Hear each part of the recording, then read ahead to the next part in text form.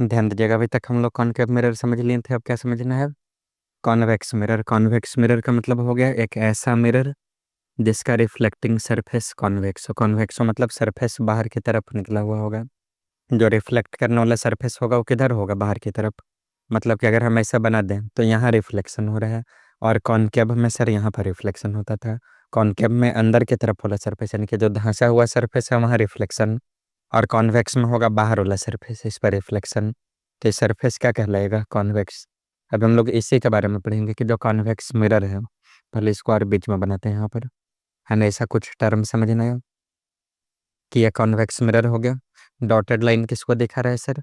तो ये दिखा रहा है इधर के पेंट किया हुआ सरफेस है ना। यहाँ आपका क्या हो गया? मिरर का पोल। यहाँ पर क्या हो गया? मिरर का फोकस। यहाँ क्या हो गया? सेंटर ऑफ कर्वेचर, है ना। सब उस साइड। क्यों? क्योंकि कर्व तो इधर से बनेगा। कर्व कहाँ से बनेगा? इस साइड से। तो जब कर्व मतलब सर्कल, है ना, सर्कल यहाँ से ऐसे कंप्लीट होगा, इधर तो नहीं बनेगा circle.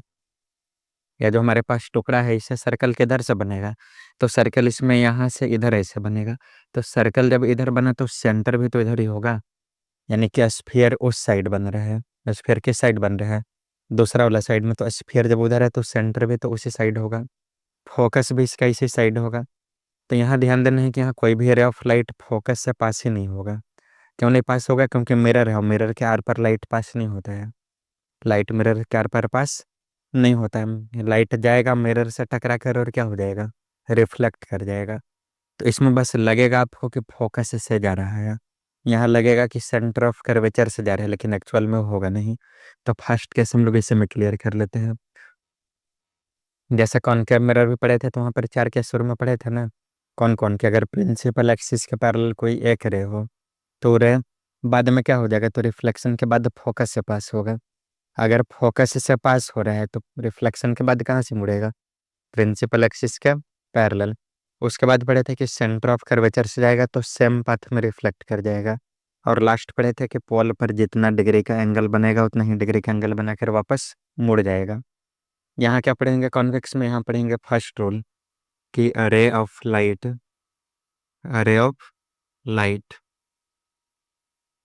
which is parallel to the principal axis, which is parallel to the principal axis।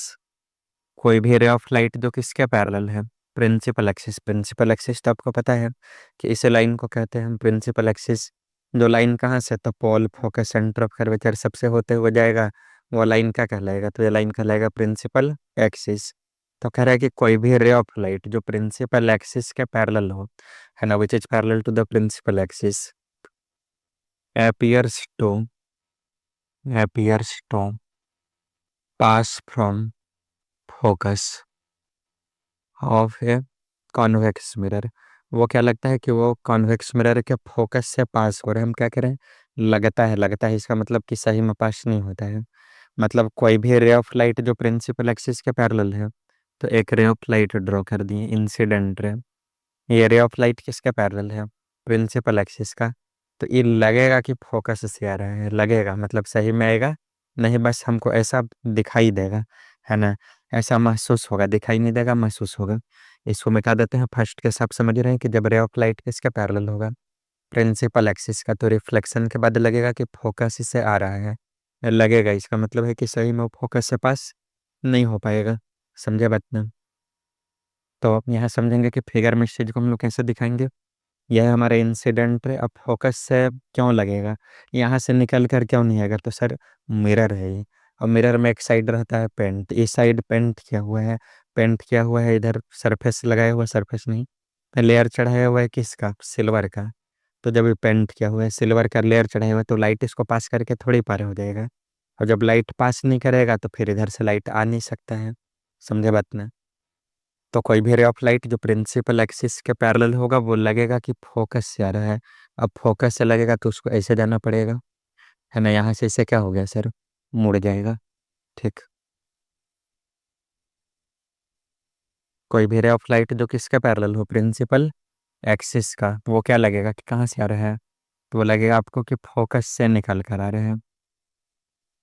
समझे बात ना? कि यहाँ से रे ऑफ लाइट गया और यहाँ से इसे टकरा के मुड़ गया। लेकिन अगर हम इस रे को ध्यान से देखें तो ये रे नहीं लग रहा है कि यहाँ से निकल के आ रहा है। तो इसमें ही समझना है कि हम पहले जो 4 केस समझे हैं अभी वही 4 केस समझेंगे। डिफरेंस इतना होगा कि वहाँ एक्चुअल में फोकस से पास होता था और यहाँ पर लगेगा कि फोकस से पास हो रहा है लगेगा। हम बार बार इस वर्ड पर ध्यान दे रहे हैं कि इट एपियर्स टू मतलब ऐसा प्रतीत होगा, ऐसा लगेगा, यानी कि सही में नहीं होगा। समझे बात ना, कि एक्चुअल में ऐसा कुछ होने वाला नहीं है, क्योंकि रे ऑफ लाइट तो सर यहीं से मुड़ देगा, है ना। लेकिन हम लोग को दिखाना कहाँ से होगा, फोकस से डॉटेड लाइन से दिखा रहे हैं, जो ये सेंस बना रहा है, ये लग रहा है कि कहीं ना कहीं यहीं से निकल के आ रहा है। फर्स्ट केस था कि प्रिंसिपल एक्सिस का पैरेलल होगा किस मिरर के सामने, कॉन्वेक्स मिरर के सामने, तो वो क्या लगेगा कि फोकस से निकल कर आ रहा है। दूसरा इसका उल्टा बनेगा कि अगर कोई रे ऑफ लाइट ऐसे जा रहा हो कि अगर आपको लगेगा कि वो फोकस पर जाकर टकरा जाएगा, कहाँ टकरा जाएगा, फोकस पर, यानी कि किसको स्ट्राइक करेगा, फोकस पर। यहाँ देखिएगा सेकंड केस ये हो गया आपका कॉन्वेक्स मिरर। यहाँ पर सपोज इसका फोकस है, यहाँ सेंटर ऑफ कर्वेचर, तो कोई भी रे ऑफ लाइट जो इस तरह से आ रहा है कि लग रहा है कि जाकर कहाँ मिल जाएगा, फोकस पर, है ना। मतलब रे ऑफ लाइट इस तरह से आ रहा है कि आपको लगेगा कि वो किससे पास होगा, फोकस से, लेकिन एक्चुअल में तो यहाँ से उधर जा नहीं पाएगा, ये इंसिडेंट रे है। तो मिरर को पार करके जाएगा नहीं। मिरर क्या है, तो मिरर है सर ओपेक ऑब्जेक्ट, और ओपेक ऑब्जेक्ट को रे ऑफ लाइट पास नहीं कर सकता है, जिसको पास करता है वो ट्रांसपेरेंट है। तो ये जब लगेगा कि फोकस से जा रहा है तो रिफ्लेक्शन के बाद ये क्या बन जाएगा, प्रिंसिपल एक्सिस का पैरेलल बनेगा, सेकंड केस। फर्स्ट केस क्या है कि प्रिंसिपल एक्सिस के पैरेलल होगा, तो रिफ्लेक्शन के बाद लगेगा कि फोकस से आ रहे हैं। सेकंड केस है कि अगर कोई भी रे ऑफ लाइट ऐसे जा रहा हो कि लगे कि फोकस से जाएगा, लगे मतलब सही में फोकस से तो नहीं पास होगा, तो रिफ्लेक्शन के बाद ये प्रिंसिपल एक्सिस के क्या बन जाएगा, पैरेलल। थर्ड केस हमारा ये है कि कोई भी रे ऑफ लाइट, है ना, कोई भी रे ऑफ लाइट जो ऐसा लगे कि सेंटर ऑफ कर्वेचर को जाके स्ट्राइक करेगा, किसको स्ट्राइक करेगा, सेंटर ऑफ कर्वेचर को। बाकी डायग्राम तो आपको कंपास और पेंसिल की हेल्प से बनाना है ना, तो आपका सिस्टमेटिक बनेगा। तो आप यहाँ से एक स्ट्रेट लाइन ड्रॉ करेंगे इसे, है ना, रे ऑफ लाइट को दिखाने के लिए कि जो रे ऑफ लाइट क्या लगे, लगे कि सेंटर ऑफ कर्वेचर को जाकर स्ट्राइक करेगा, तो जिस लाइन में आएगा उसी लाइन में वापस मुड़ जाएगा। मतलब सब बस कॉनकेव मिरर वाला ही है, लेकिन यहाँ क्या है कि हम एक्चुअल में फोकस से नहीं ले जा रहे हैं, यहाँ हम सेंटर ऑफ कर्वेचर से नहीं ले जा रहे हैं, ये हम बस कह रहे हैं कि ऐसा महसूस होगा कि वहाँ से जाएगा, लेकिन वहाँ से सही में जाएगा नहीं, क्योंकि मिरर है तो उसको पार नहीं कर पाएगा। ही हो गया आपका थर्ड केस। फोर्थ केस वही रहेगा बिल्कुल सेम, है ना, बस मिरर का डिफरेंस है, क्योंकि वहाँ कॉनकेव मिरर पढ़े थे और यहाँ कौन सा मिरर पढ़े हैं, कॉन्वेक्स मिरर, है ना। यहाँ वही है कि कोई भी रे ऑफ लाइट अगर पोल को स्ट्राइक करता है तो जितना डिग्री के एंगल से स्ट्राइक करेगा उतने ही डिग्री के एंगल से वापस क्या कर जाएगा, रिफ्लेक्ट कर जाएगा। यहाँ लगेगा वाला बात नहीं होगा, क्योंकि पोल पर ही स्ट्राइक किया है, तो पोल मिरर का ही एक पोर्शन है, रिफ्लेक्शन यहाँ पर हो रहा है, तो सेम एंगल बनाते हुए वापस ये क्या हो गया, रिफ्लेक्ट हो गया। कोई दिक्कत समझने में नहीं ना। तो ये 4 केस है आपका सामने, रेड डायग्राम इसी की हेल्प से बनेगा, और यहाँ 6 केस है भी नहीं। बात समझे ना कि हमारे पास कोई भी 6 केस नहीं, हम लोग 2 केस में ख़त्म कर देंगे कि पोल ऑफ फोकस के बीच और फोकस से आगे कहीं भी, है ना। या आप एक केस में भी ख़त्म कर सकते हैं, सब लगभग सेम ही बात है कि ऑब्जेक्ट कहीं भी रहे, इमेज हमेशा मिरर के पीछे बनेगा। अब हमारे पास कौन सा मिरर है, कॉन्वेक्स मिरर, है ना, इस टाइप का मिरर जिसका रिफ्लेक्टिंग सरफेस क्या होगा, कॉन्वेक्स होगा। ऑब्जेक्ट चाहे कहीं भी हो, इमेज ऑलवेज बनेगा बिहाइंड द मिरर। इमेज कैसा बनेगा, तो इमेज बनेगा वर्चुअल एंड इरेक्ट। इसमें कोई केस याद नहीं रखने हैं, समझे बात ना। हर एक केस के लिए वही बात है कि जब भी इमेज बनेगा तो वर्चुअल इरेक्ट बनेगा, डिमिनिश्ड बनेगा मतलब छोटा साइज का बनेगा। कॉनकेव क्या करता था कि बड़ा बनाता था, छोटा बनाता था, सेम साइज का बनाता था, बहुत छोटा बनाता था, बहुत बड़ा बनाता था, समझे बात ना। लेकिन यहाँ क्या होगा कि हमेशा छोटा बनेगा। कौन, कॉन्वेक्स मिरर हमेशा कैसे इमेज बनाएगा सर, तो डिमिनिश्ड बनेगा, छोटा बनेगा। ऑब्जेक्ट चाहे कहीं भी रहे, फोकस से सॉरी पोल से लेकर आगे वो कहीं भी ऑब्जेक्ट को हम रख दें, इमेज हमेशा उसका डिमिनिश्ड इमेज बनेगा, वर्चुअल एंड इरेक्ट इमेज बनेगा। मतलब आपको जो टेंशन लेना था वही कॉनकेव का लेना था। बाकी रे डायग्राम तो इसका भी याद रखना है, क्योंकि एक दो केस इसमें भी हम लोग करेंगे। तो पहले यहाँ तक आपका क्लियर है, किसी को दिक्कत समझने में। फिर से एक बार समझते हैं टोटल बात को, है ना, कि कोई भी रे ऑफ लाइट जो प्रिंसिपल एक्सिस के पैरेलल होगा, तो after reflection it appears to get reflected back from the focus, reflection के बाद क्या लगेगा कि कहाँ से निकल कर आ रहा है, फोकस से लगेगा, मतलब सही में निकल कर वहाँ से नहीं आ रहा है। दूसरा केस पढ़े इसका उल्टा, है ना, कि अगर कोई रे ऑफ लाइट ऐसे आ रहा है कि लग रहा है कि फोकस हो जाके टकरा जाएगा, लग रहा है कि फोकस पर आकर क्या होगा। अब हम यहाँ खड़े हैं, उधर से कोई ईंट फेंक दे, कोई पत्थर फेंक दे, हमको लगे कि हमें पर टकराएगा, तो हम सीधा ऐसा क्या हो जाएंगे, किनारे हो जाएंगे, साइड हो जाएंगे। तो यहाँ पे वही बात है कि अगर कोई रे ऑफ लाइट लगेगा कि फोकस पर आके टकराएगा, अभी टकराया नहीं है, टकरा जाएगा हमसे तब किनारे हटेंगे, पत्थर कोई मार देगा तब हटेंगे। और जैसे इसे हाथ किया तब तक आदमी क्या हो जाता है किनारे, आप ही के सामने कोई ऐसा कर दे, आंख बंद हो जाएगा ना। तो वही बात है यहाँ पे कि जैसे लगे कि फोकस पर जाने वाला है, फोकस पर जाएगा नहीं, फोकस पर जाएगा नहीं, क्यों नहीं जा पाएगा, क्योंकि मिरर है सर, मिरर ओपेक ऑब्जेक्ट है, लाइट पास नहीं हो पाएगा। तो ये जैसे जिस टाइम में मिरर को आके स्ट्राइक किया उसी टाइम में ये प्रिंसिपल एक्सिस कर क्या बन जाएगा, पैरेलल, किसके पैरेलल हो जाएगा। तो ये दोनों केस आपका क्लियर होना चाहिए अब कॉन्वेक्स मिरर के लिए। थर्ड केस में है कि कोई भी रे ऑफ लाइट जो ऐसा लगे कि सेंटर ऑफ कर्वेचर को आकर स्ट्राइक करेगा, उस सेम लाइन में वापस रिफ्लेक्ट हो जाएगा, सेम पाथ में रिफ्लेक्ट हो जाएगा। अब फोर्थ तो आपका वही है जो यहाँ पढ़े थे, सम यहाँ है, इसमें लगने वाला कोई बात है ही नहीं, क्योंकि यहाँ एक्चुअल में जा रहा है और यहाँ से रिफ्लेक्ट होकर आ रहा है, सेम एंगल बना रहे हैं, जितना एंगल यहाँ उतना ही एंगल यहाँ भी। ये चार केस पहले नोट करिए, फिर आगे बढ़ते हैं। हम्म। चलिए कॉन्वेक्स मिरर का केस ध्यान देंगे, है ना, कि इसमें अगर कोई भी ऑब्जेक्ट रखा हुआ है मिरर के सामने, तो कॉनकेव में हम लोग पढ़े थे अलग अलग पोजीशन की, पोलर फोकस बीच में फोकस पर, फोकस और सेंटर ऑफ कर्वेचर के बीच में, फिर सेंटर ऑफ कर्वेचर पर, उसके बाद बियॉन्ड से सेंटर ऑफ कर्वेचर के आगे, और लास्ट में पढ़े थे एट इन्फिनिटी, है ना। यहाँ क्या है कि हाँ ऑब्जेक्ट आप कहीं भी रखिए उससे कोई फर्क नहीं पड़ता है, पोल से आगे इन्फिनिटी के बीच में कहीं भी, पोल से आगे इन्फिनिटी के बीच में कहीं भी यही हम लोग को मिलेगा भी, है ना। तो सपोज यहाँ पर कोई ऑब्जेक्ट है सर, इसका इमेज बनाना है, तो यहाँ पर इसका हो गया फोकस और यहाँ हो गया सेंटर ऑफ कर्वेचर है। दो रे यहाँ से हम लोग ड्रॉ करेंगे।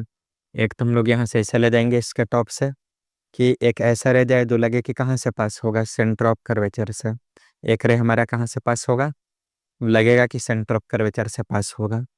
तो सेंटर ऑफ कर्वेचर से यहाँ से अगर ले जाना है सर, तो इस टाइप से जाएगा, है ना।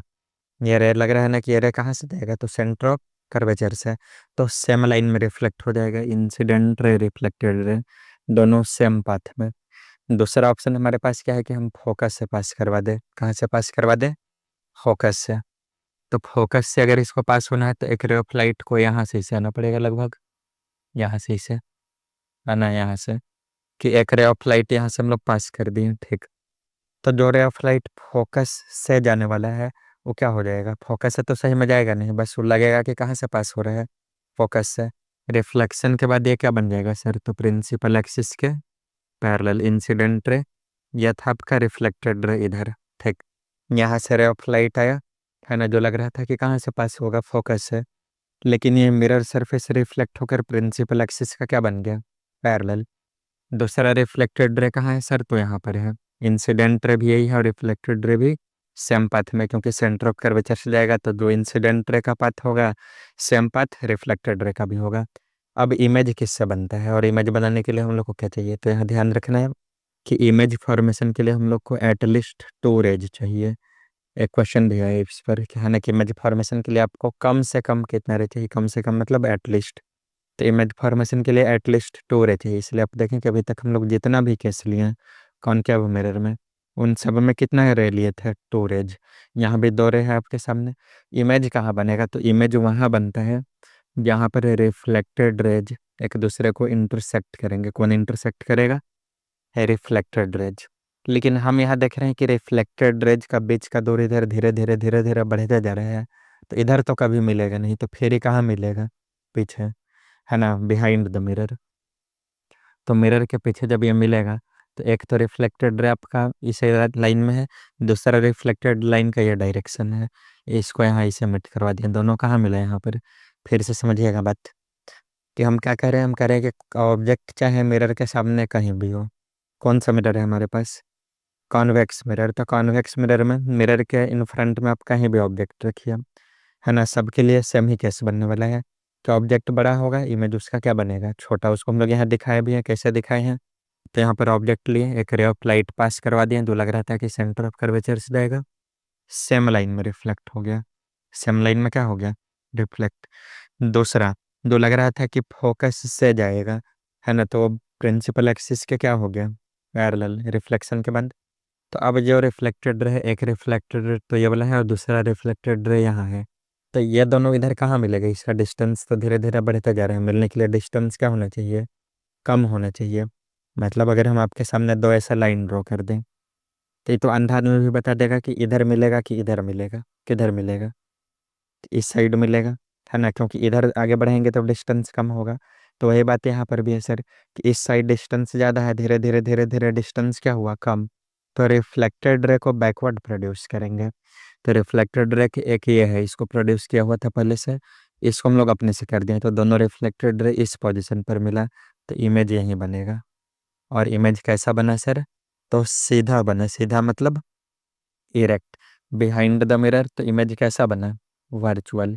सीधा है तो क्या बना, इरेक्ट। इमेज का साइज क्या है, तो इमेज का साइज है डिमिनिश्ड। डिमिनिश्ड मतलब यही याद रखना, इसमें बस यही है कि कैसे कॉन्वेक्स मिरर में कि ऑब्जेक्ट चाहे कहीं भी रहेगा, इमेज हमेशा डिमिनिश्ड बनेगा। डिमिनिश्ड मतलब छोटा इमेज बनेगा, इमेज बनेगा वर्चुअल एंड इरेक्ट।